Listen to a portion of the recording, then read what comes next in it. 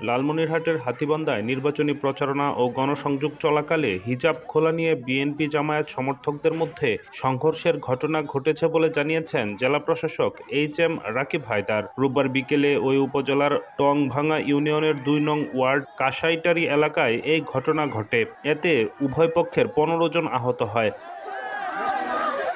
জানা গেছে, লালমনিরহাট ১ আসনের বিএনপির মনোনীত প্রার্থী হিসেবে প্রতিদ্বন্দ্বিতা করছেন দলটির কেন্দ্রীয় নির্বাহী কমিটির সদস্য হাসান রাজীব প্রধান। একই আসনে জামায়াতে ইসলামের দাড়িপাল্লা প্রতীকে প্রার্থী হিসেবে লড়ছেন দলটির কেন্দ্রীয় কমিটির শিল্প ও বাণিজ্য বিষয়ক ভাইস প্রেসিডেন্ট আনোয়ারুল ইসলাম রাজু।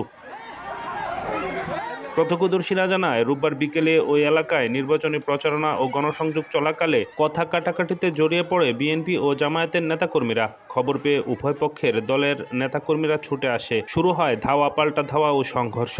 এতে উভয় পক্ষের অন্তত ১৫ জন আহত হয়। আহতদের স্থানীয় হাসপাতালে ভর্তি করা হয়েছে।